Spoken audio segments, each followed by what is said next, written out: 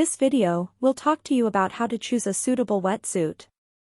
First of all, let's understand what a wetsuit is and what its functions are. A wetsuit is protective equipment for divers, whether they are snorkeling or scuba diving. Its main function is to provide thermal protection for the user by limiting heat loss.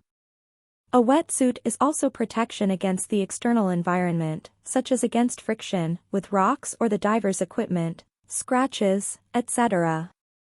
Wikipedia explains that a wetsuit is a garment, usually made of foam neoprene, that is worn primarily by surfers, divers, surfboarders, kayakers and others engaged in water sports to provide insulation, abrasion resistance and buoyancy.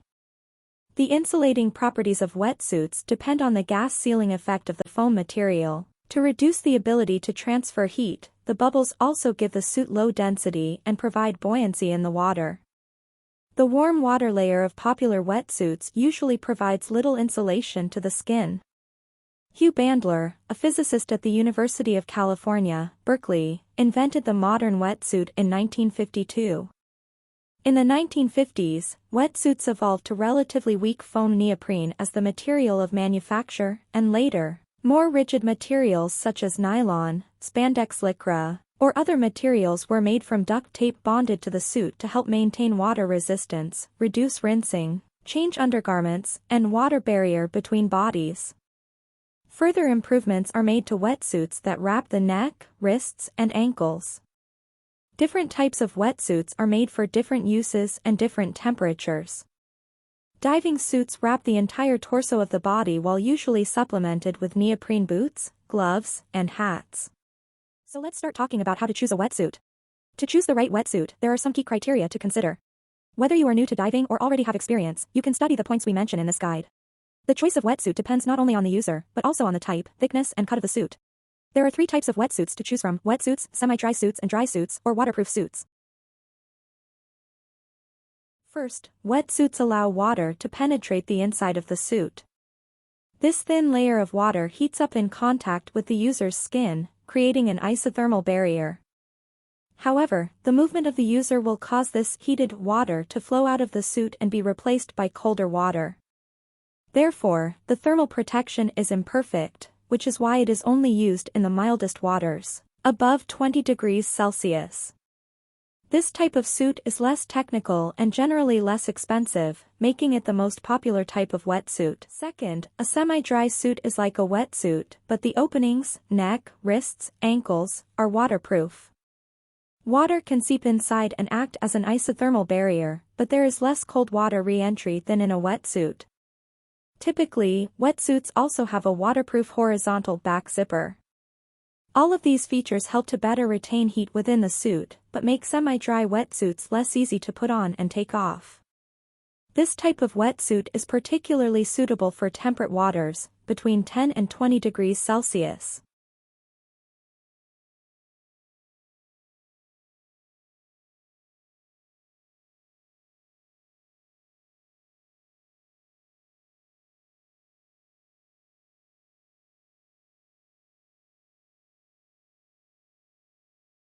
Third, dry suits, or waterproof suits, water cannot penetrate the interior. To ensure thermal protection, the user should wear another layer of clothing underneath. Its higher price and technicality make it suitable for experienced users who practice diving in difficult conditions, cold water, below 10 degrees Celsius, long and/or deep immersion.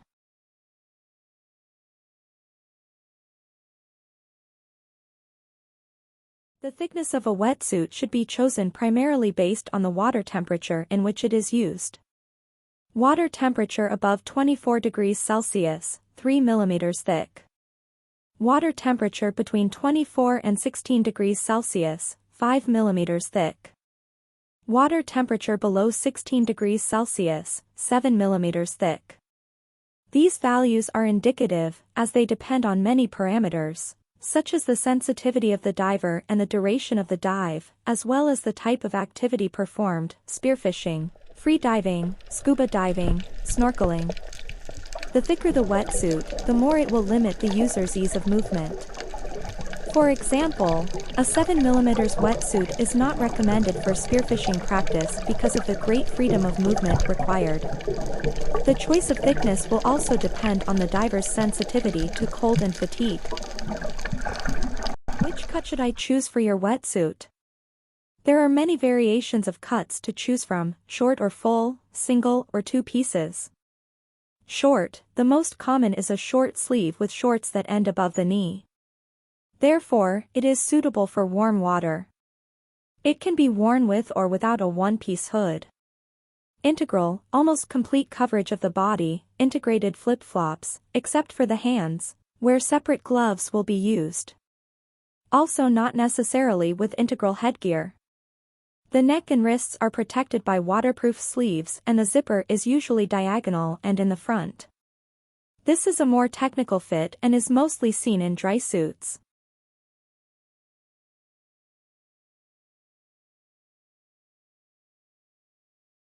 One piece, this type of wetsuit provides protection for the user from the neck down to the wrists, or mid-arm in the case of the short-sleeve version, and ankles. It can also be worn with or without a one-piece hood. This is the most common and widely distributed cut. Two-piece, a wetsuit consists of a part covering the lower half of the body, usually in the form of a coverall, without sleeves, and another part covering the upper half of the body up to the waist, worn over it. The main advantage over one-piece diving suits is that they are easier to put on and take off. Protection can also be adjusted according to conditions and use. Finally, what accessories are needed in addition to a wetsuit? As we mentioned, you can add different elements to adapt to the temperature of the water and the exercises. A dive hood protects the head and has a sleeve that extends down over the neck, upper back and shoulders. Diving gloves protect hands from cold and external aggression. Dive boots are made of flexible or rigid soles, also called booties, that function in the same way as gloves. They are also useful when the user needs to walk on dry land before or after a dive.